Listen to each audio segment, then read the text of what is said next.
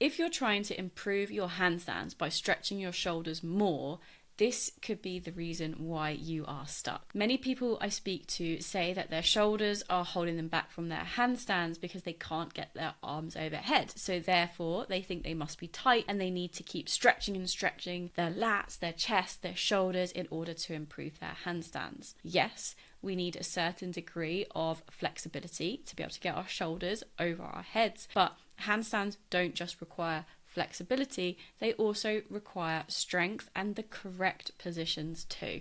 So what I'll see is loads of people doing things like this, spending loads of time slamming themselves into lat stretches, like holding onto bands and trying to pull their arm over their head, doing their chest stretches. And this kind of activity can feel productive, but you never really see the progress you want and your handstands don't seem to get any better. So what's actually happening here is more than one thing. It's not just the fact that your shoulders aren't as flexible as you'd like them to be. There's a lack of control in your torso and your midline to be able to hold the right position whilst your shoulders are overhead. And it can also be a strength issue with your shoulders in that position as well, because what's happening when we're just stretching is we're being very passive. We're not being active in that position. We are not holding the correct position that we need for a handstand, and we're not focusing on what the rest of our body is doing as well. As you can see here in this drill,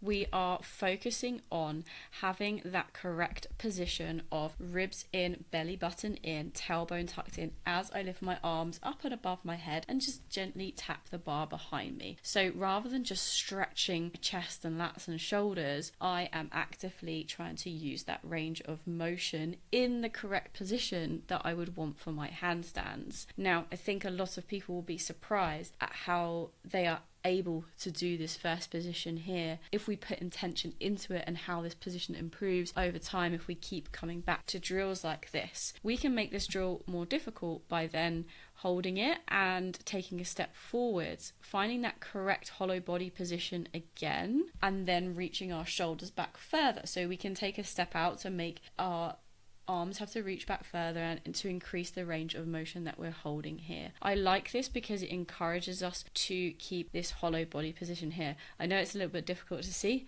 because can you tell I work in a cold gym? I've got 1,000 layers on, but we want to think ribs, belly button, tailbone in here. But what we don't want to do, this is an exaggerated version of it, but what happens in our handstands and what creates that banana back, we don't want to use our midline and our torso to try and achieve the overhead position, which is what's happening here and what can also happen with people's handstands. We can see here that the ribs are flaring outwards, the back is arching in order to get my hands to touch the bar here. So we're better off starting nice and simple, close to the bar here, so that we can work on this correct position. And we might stay here for a number of weeks or months to get used to this correct positioning, both in our midline and our shoulders and overhead position first, before we want to think about making this more difficult. The other thing we can do to help improve and aid this active range of motion in our shoulders is to work on both scap pull-ups and scap push-ups. So the reason why I like scap pull-ups for this is because you can stretch out the overhead position as well as them being active in that pull down, and it helps you understand the sensation of when your shoulders are up nice and close to your ears, which is what we want for handstands. So this is what we'll see at the beginning of our dead hang here, and then as we think about moving our shoulder blades down and round our back, my arms stay straight on this, then we can start to understand what it feels like to have depressed shoulders and our shoulders being away from our ears, which is not what we want for handstand. It's good for us to understand what we do want and what we don't want and what that feels like in different positions. And if we can improve our range of motion on scap pull-up, then that's also going to help our range of motion in scap push-ups as well, which I will talk you through now. Our scap push-ups can be started in the plank position, so we can start to really feel what it's like to push the floor away with straight arms, because this is key to our handstands and also our range of motion. We can start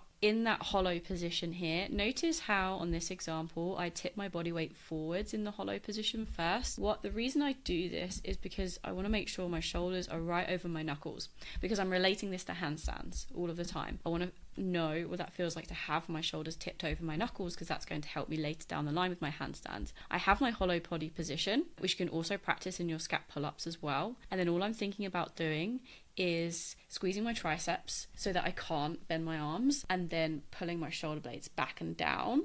So I'm pulling my shoulders away from my ears and then pushing the floor away as much as possible. And we want to work on these first before we start to add any element of going upside down with our scap push-ups. So then when we're ready to, we can start to add elevation to make the exercise more difficult. To start off with, we might do it in our pike handstand on the floor, or pike handstand with our feet up on a box. We can then go feet up on the wall, but not quite so close to the wall with this drill. The closer to the wall you are, the more difficult it's going to be. Also, bear in mind with these scap push-ups in the handstand position, it doesn't always feel like you're really doing much to start off with. They feel a bit weird. Some people have said to me it just feels like their head is bobbing around. But what you want to watch out for, and this is why it's important to video your work, is watch out for your shoulder blades moving. I want to think about, no matter where my feet are, if I'm stacked, I want to still think about squeezing my triceps nice and tight so that I keep my arms straight. Push the floor away as much as possible here, so my shoulders are going to come up by my ears. So I'm shrugging my shoulders up, and then I'm pulling my shoulder blades back and down my back, shoulders away from my ears as much as possible. My body shape stays the same. Then I refer back to that drill we talked about earlier with being able to keep our midline in the correct position, in the hollow position, while we lift our arms up and above our heads.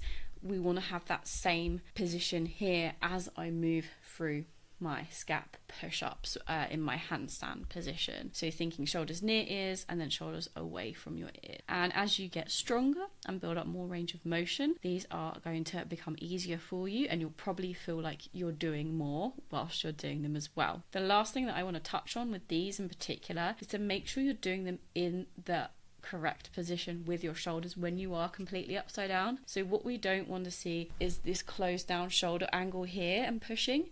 We want to work towards having those nice open shoulders in our handstand work. So I'll come back to this drill that we did at the beginning. When I'm thinking about working on range of motion and increasing strength in that pushing position for my handstands, I want to make sure that I have that straight line through my shoulders going down into my torso, which is what we want to focus on.